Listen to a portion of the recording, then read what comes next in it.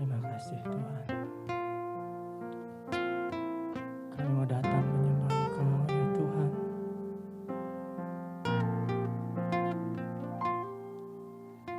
Tiada pernah ku ragukan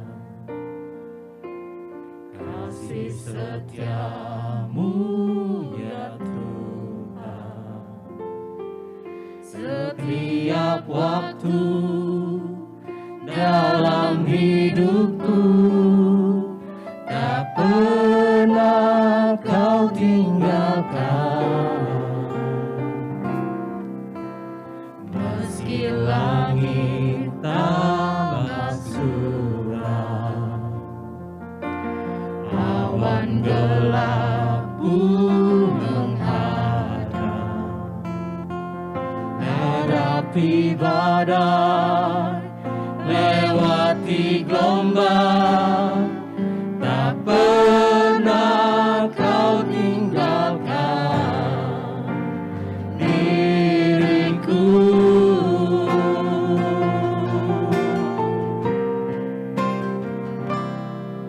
Walau 1000 rebah di sisiku,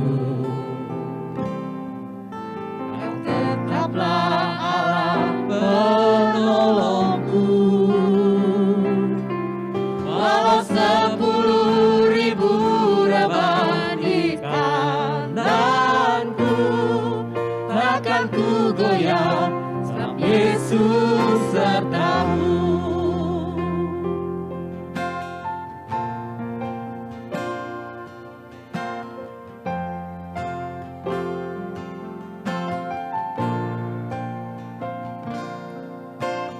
Meski langit tambah suram, awan gelap pun menghadang, hadapi badai, lewati gelombang, tak pernah Kau tinggalkan diriku.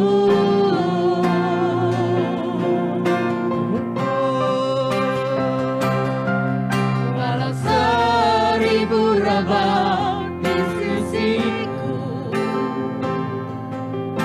Kau tetaplah Allah penolongku. Walau 10.000 rebah di kananku, takkan ku goyah sebab Yesus sertaku. Walau 1000 rebah di sisiku, Kau tetaplah Allah penolongku. Walau 10.000 rebah di kananku, takkan ku goyah sebab Yesus sertaku. Walau 1000 rebah di sisiku,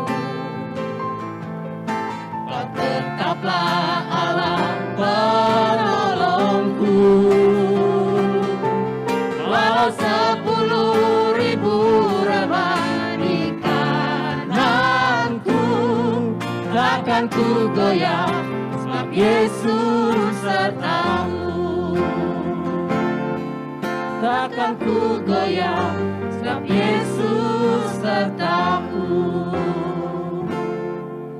Takkan ku goyah sebab Yesus sertaku.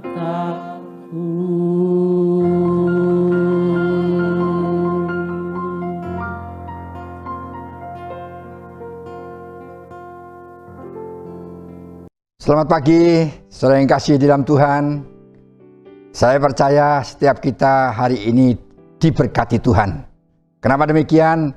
Karena Tuhan berjanji untuk setiap kita tanpa kecuali bahwa Tuhan akan menyertai, Tuhan akan memberkati setiap kita.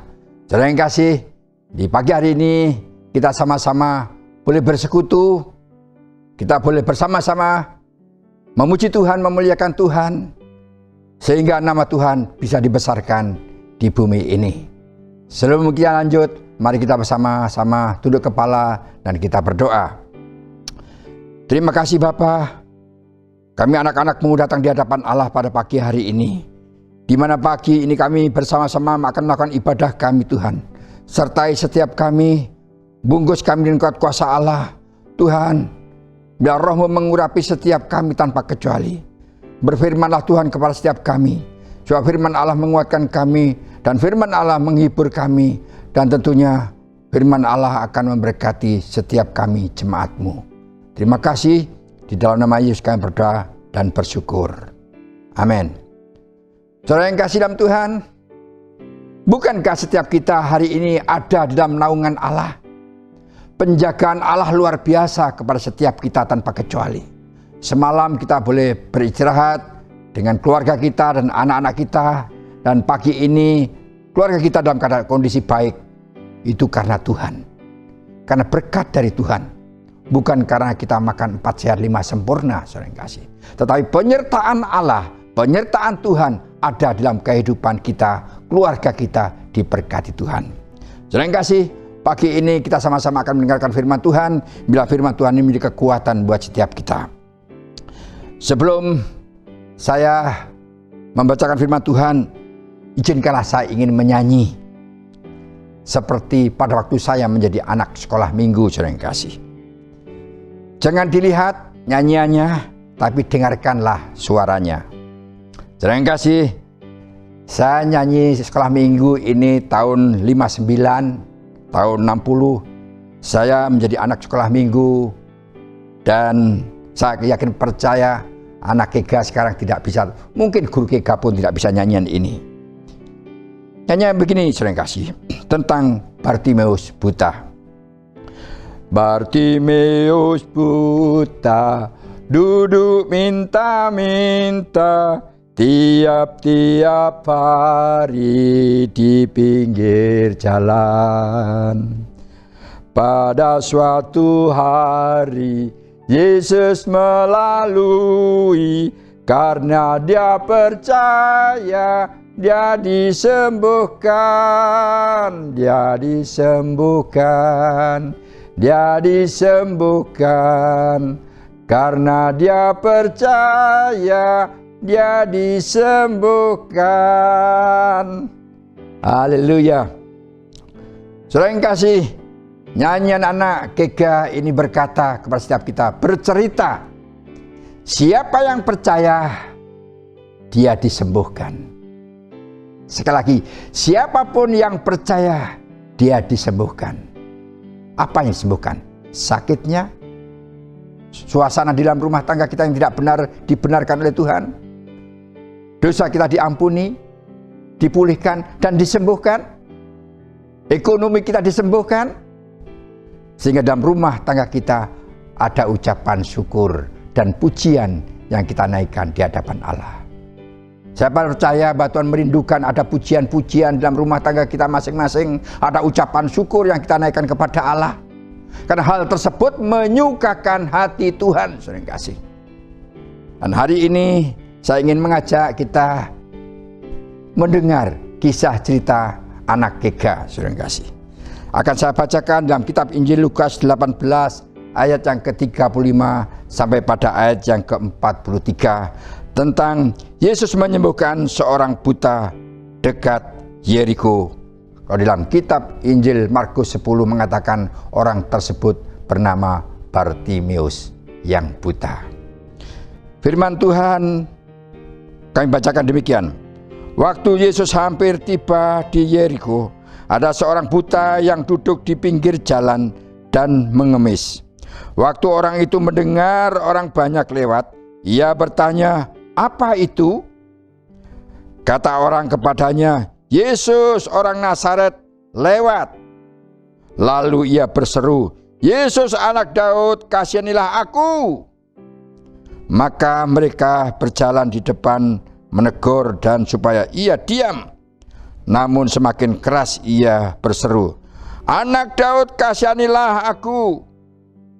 Lalu Yesus berhenti dan menyuruh membawa orang itu kepadanya, dan ketika ia telah berada di dekatnya, Yesus bertanya kepadanya, "Apa yang kau kehendaki supaya aku perbuat bagimu?" Jawabnya, "Tuhan, supaya aku dapat sembuh, dapat melihat." Lalu kata Yesus kepadanya, "Melihatlah engkau, imanmu telah menyelamatkan engkau." Dan ketika itu juga melihatlah ia, lalu mengikuti dia sambil memuliakan Allah. Seluruh rakyat melihat hal itu dan memuji-muji Allah. Bartimeus yang buta ini tentunya dari lahir. Ya, kita tahu orang buta tentunya tidak bisa melihat, tetapi dia bisa mendengar. Dalam nyanyian Anak Kega menceritakan setiap hari Bartolomeus ini di pinggir jalan menjadi peminta sedekah. Suatu saat ada suara yang gemuruh ramai sekali. Dia bingung, ada apa? Apa itu? Karena dia tidak melihat. Dia bertanya, ada apa? Oh, itu dia, Yesus sedang lewat.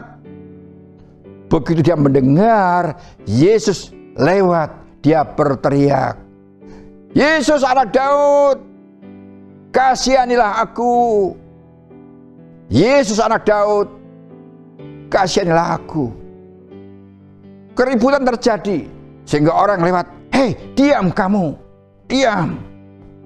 Justru pada waktu disuruh dia diam, dia lebih keras berteriak, "Yesus anak Daud, tolonglah aku, kasihanilah aku, sembuhkanlah aku." Dengan harapan seperti itu sering kasih.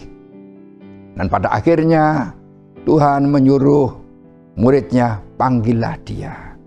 Dan setelah dekat dengan Yesus, Yesus berkata, "Apa yang harus saya perbuat, atau apa yang kamu kehendaki aku perbuat untuk kamu?" Dan orang buta ini mengatakan, "Tuhan, sembuhkanlah aku." Saudara yang kasih, kata-kata sedikit beda.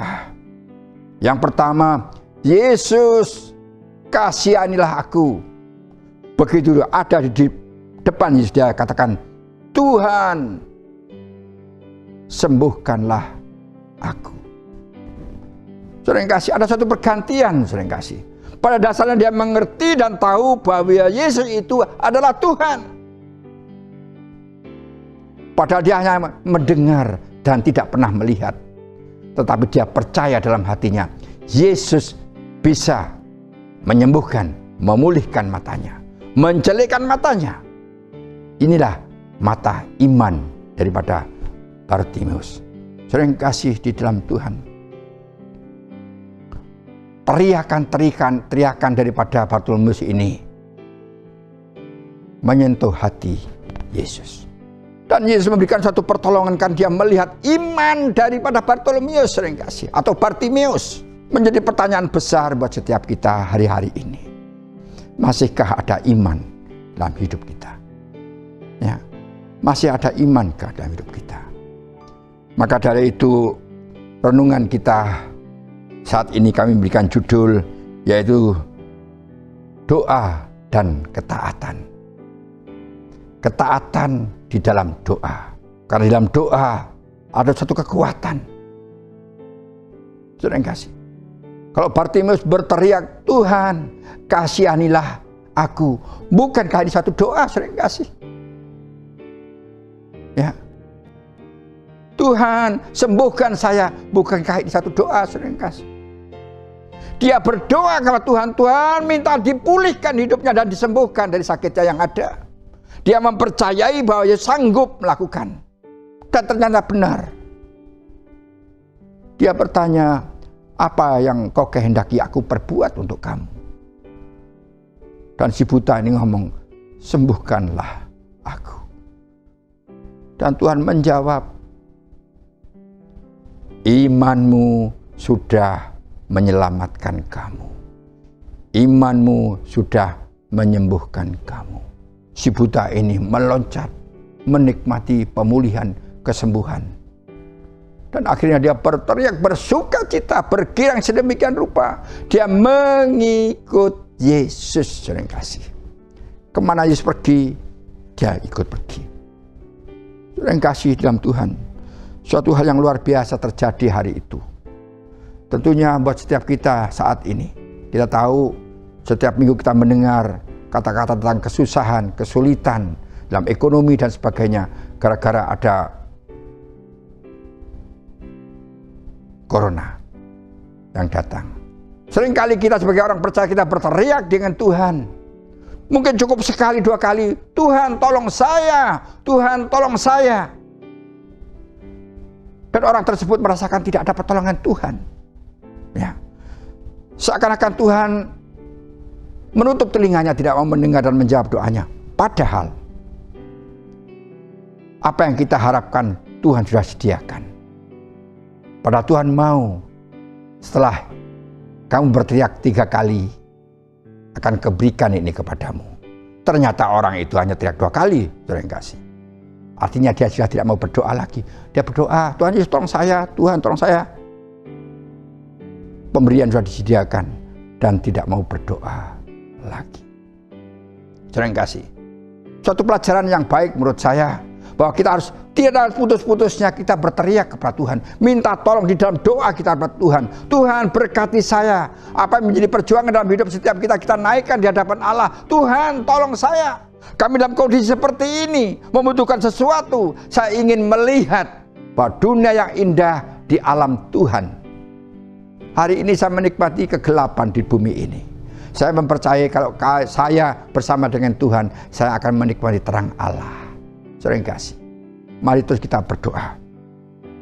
Kalau kita melihat firman Tuhan dalam kitab 1 Petrus 4 dalam ayat yang ke-7 mengatakan, kuasai dirimu dan jadilah tenang supaya kamu dapat berdoa. Saudara yang kasih, memang benar, kadangkala kita berdoa boleh berarti tidak boleh. Saudara yang kasih, kita boleh berdoa di mana saja, ya, di mana saja. Tapi jangan di perempatan jalan tentunya, saudara yang kasih. Dengan suara apapun kita boleh. Tapi kadangkala kita boleh menyisihkan waktu, tempat yang khusus, menenangkan diri kita, ya, menenangkan hati dan pikiran kita. Kita datang mempersiapkan waktu yang tepat dan pas, khusus saya mau bertemu dengan Tuhan. Dan disitulah kita bicara dengan Tuhan. Kita ngomong sama Tuhan. Tuhan, ini saya anakmu Tuhan. Anakmu menghadapi kesulitan dalam bulan-bulan ini, hari-hari ini Tuhan. Anak saya yang sakit Tuhan. Kami mohon Engkau mulihkan, Engkau sembuhkan Tuhan. Kalau saudara dan saya miliki satu iman, saudara yang kasih, banyak hal yang akan terjadi dalam kehidupan setiap kita. Pemulihan akan terjadi dalam kehidupan setiap kita, saudara yang kasih. Maka setiap doa kita harus ada iman. Doa tanpa iman menjadi sia-sia, saudara yang kasih. Saudara yang kasih dalam Tuhan, doa tanpa iman hanya kita kedengaran suaranya saja bergemerincing, tapi tidak ada apa-apanya, saudara yang kasih. Tetapi apabila doa disertai dengan iman, sekali lagi, doa disertai dengan iman dan ketaatan akan Tuhan, ada satu kekuatan yang besar terjadi, ya, ya. Ada pemulihan akan terjadi dalam kehidupan siapapun orangnya yang mengandalkan Tuhan dan berteriak minta tolong kepada Tuhan. Ada kesembuhan apabila dia sakit, saudara yang kasih. Ada sukacita besar, bahkan keselamatan menjadi miliknya, milik kita, saudara yang kasih. Doa dan iman berjalan bersama-sama, saudara. Saya mempercayai dalam kehidupan setiap kita, kalau kita serahkan hidup ini melalui doa kita kepada Tuhan, Tuhan akan hadir. Tuhan akan menolong. Tuhan akan menguatkan kehidupan setiap kita. Apapun perjuangan kita, sebesar apapun masalah yang ada dalam kehidupan kita, percaya, serahkan itu kepada Tuhan. Tuhan sanggup melakukan segala perkara yang tidak mungkin menjadi mungkin dalam kehidupan setiap kita. Saudara yang kasih, Saya rindu setiap kita memiliki satu kekuatan kerinduan seperti Bartolomeus atau Bartimeus yang buta ini. Ya. Walaupun dia tidak pernah melihat siapa Yesus itu, tetapi dia sudah mempercayai, dia mengimani, dialah Tuhan, sudah dibuktikan dengan kata-katanya. Tuhan, saya ingin melihat karena saya buta. Saudara yang kasih, di dalam segala perkara dalam hidup ini, ayo kita andalkan Tuhan. Hanya Tuhan yang sanggup merubah kehidupan setiap kita, merubah keluarga kita menjadi keluarga yang diberkati Tuhan. Renungan saya 3 minggu yang lalu katakan, keluargaku, surgaku. Tentunya menjadi pertanyaan buat setiap kita. Benarkah kata-kata itu dalam kehidupan setiap kita, sering kasih? Karena Tuhan merindukan dalam keluarga kita menjadi surga buat setiap kita. Kalau keluarga kita menjadi surga, berarti ada Tuhan di rumah tangga kita. Dalam rumah tangga kita ada kesatuan, ya, menghadirkan Tuhan setiap saat. Dalam rumah tangga kita ada pujian bersama dengan keluarga, dengan anak istri kita, mengagungkan Tuhan, sehingga kerajaan Allah ada di dalam rumah tangga kita. Ya, apapun yang kita hadapi, kesembuhan, pemulihan ada di dalam Tuhan Yesus. Tidak berkelebihan kalau kita menghadirkan Tuhan itu dalam hidup setiap kita. Saudara yang kasih, saudara ingat kisah cerita tentang Zakheus yang pendek, saudara yang kasih. Kita tahu Zakheus mungkin boleh dikatakan, orang zaman sekarang mengatakan bukan hanya pendek ya. Ya mungkin ada yang mengatakan maaf, cebol dan sebagainya. Ya, kalau dia kumpul dengan orang banyak, kan dia pendek sehingga siapapun tidak bisa melihat, hanya yang dia lihat dari depan dan kirinya saja. Nah, kisah cerita tentang Zakheus, dia berkata, kebetulan dia adalah kepala pemungut cukai, seorang kepala, sering kasih. Nah, kita tahu pemungut cukai tidak disukai orang, ya, karena di situ tempat, ya, lokasi-lokasi yang empuk katanya, yang basah kata orang zaman sekarang, dan kekayaannya luar biasa. Tapi suatu saat ada muncul dalam hati Zakheus pada waktu Yesus datang, karena dia pendek, dia tidak bisa melihat Yesus. Dia masih berusaha sedemikian rupa, dia tahu diri kasih bahwa dirinya orang yang pendek kasih. Dia lari sedemikian rupa dengan kecepatan mereka lakukan, kayak gelinding kali ya ke depan. Dia tahu, oh ini karena ini jalan lurus, pasti Yesus sebentar lewat sini. Dia naik pohon, terpontal-pontal dia mendaki pohon atau memanjat pohon karena ingin melihat Yesus. Luar biasa apa yang dilakukan oleh Zakheus, kerinduannya melihat Yesus. Begitu Yesus melihat dan tahu bahwa ada seseorang yang manjat pohon, Tuhan berkata, "Hei Zakheus, turunlah, aku mau menginap di rumahmu." Sering kasih, begitu mendengar kata-kata itu, saya yakin, saya percaya, Zakheus langsung melorotkan dirinya, jangan-jangan luka di dada dan kakinya. Ada sambutan yang luar biasa. Aku mau tinggal atau aku mau menginap di rumahmu. Saudara kasih, kalau hari ini Tuhan berbicara kepada saudara-saudara, Petrus, hari ini saya mau tinggal di rumahmu. Saya percaya Petrus dalam sukacita besar hatinya. Waduh, aku senang banget. Tuhan mau datang dan nginep di rumah saya. Saya akan memberikan yang terbaik. Saya ingin menyajikan yang terbaik untuk Tuhan. Yang terbaik akan saya lakukan untuk Tuhan. Kalau kita menyambut Tuhan dalam kehidupan setiap kita, dan kita berkata dalam hati, saya akan menyambut Tuhan, saya akan memberikan yang terbaik untuk Tuhan. Saudara yang kasih, saya percaya hati Tuhan penuh dengan sukacita. Menyajikan yang terbaik, apa yang terbaik bagi Tuhan? Bukan hanya makanan, saudara yang kasih, tapi hati saudara dan saya kita sajikan untuk Tuhan. Tuhan, ini hatiku Tuhan. Buka hatiku Tuhan. Berbicaralah Engkau. Saya ingin menyambut suaramu. Aku menyambut firman-Mu. Kami mau firman Allah masuk dalam hati saya. Dan firman-Mu itu menguatkan hati saya. Dan ternyata benar. Yesus menerima,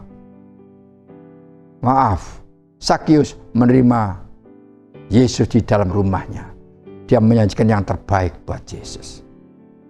Benar janji-janji Sakius dia berikan kepada Tuhan. Maka orang-orang yang sudah diperas akan dikembalikan semuanya. 4 kali lipat akan saya kembalikan. Ada satu perubahan terjadi apabila ada Yesus, sering kasih. Pemulihan akan terjadi dalam rumah tangga itu karena ada Yesus. Dan ada keselamatan karena ada Yesus, sering kasih, di tengah-tengah keluarga. Sering kasih dalam Tuhan, mari kita hadirkan Tuhan dalam hidup ini.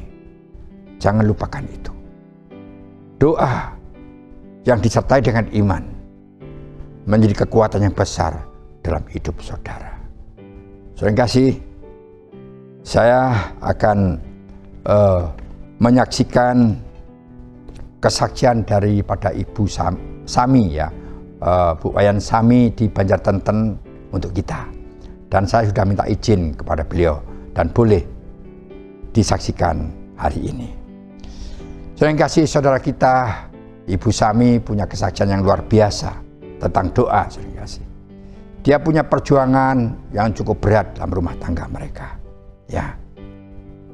Perjuangan buat anak-anak mereka dan sebagainya. Kondisi sedang seperti ini. Dalam minggu yang kemarin jadi perjuangan daripada Ibu Sami karena anaknya ingin bekerja.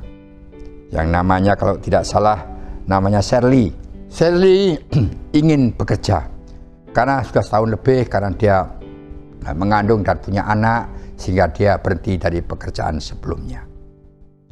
Dan Ibu Sami berdoa dengan Tuhan, Tuhan tolong kami, tolong anakku Shirley untuk mendapatkan pekerjaan.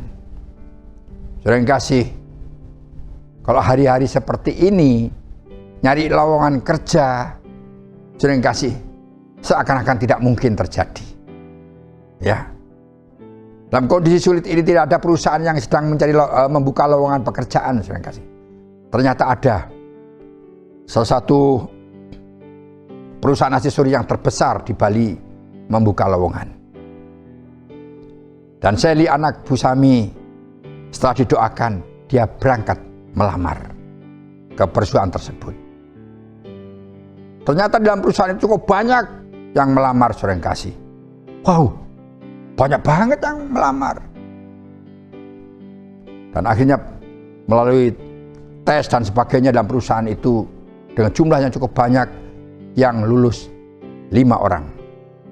Ada Shirley di antara 5 orang ini. Jangan kasih. Setelah 5 hari yang kedua ini 5 dites ulang dan wawancara. Lulus hanya 2 orang. Ada Shirley di dalamnya. Dan wawancara yang terakhir dalam hari selanjutnya 2 yang lulus, 1 Shirley, sering kasih, anak Ibu Sami. Dan Ibu Sami mendengar anaknya satu-satunya diterima di satu perusahaan yang besar ini. Dia bersuka cita, dia katakan Yesus itu hebat, Tuhanku hebat, kata Ibu Sami. Sering kasih, Ibu Sami menikmati kuasa daripada doa itu sendiri, sering kasih. Doa yang dinaikkan kepada Allah dengan hati mereka, dengan hatinya. Tuhan mendengar doa Ibu Sami, bukan hanya mendengar tetapi menjawab doa Ibu Sami, sehingga ada pengakuan yang dikeluarkan dari Ibu Sami. Tuhanku Yesus luar biasa, dia dahsyat, dia mendengar doa saya dan anak saya mendapatkan pekerjaan di perusahaan tersebut. Saudara yang kasih, saya ingin saat-saat ini kita dikuatkan dalam iman kita kepada Tuhan. Ya, melalui doa kita yang kita naikkan beserta dengan iman kita. Dan kita taat melakukan dan tiada akhir, kita terus berbicara kepada Tuhan. Tolong Tuhan, tolong Tuhan, tolong Tuhan, dan tolong Tuhan. Dimanapun kita ada, Tuhan menjawab doa saudara dan saya. Saudara yang kasih dalam Tuhan, kiranya renungan hari ini menjadi kekuatan buat setiap kita pribadi-pribadi. Pada hari ini kita mengalami satu masalah, datangkan Yesus dalam hidup saudara. Tuhan memberkati saudara. Amin.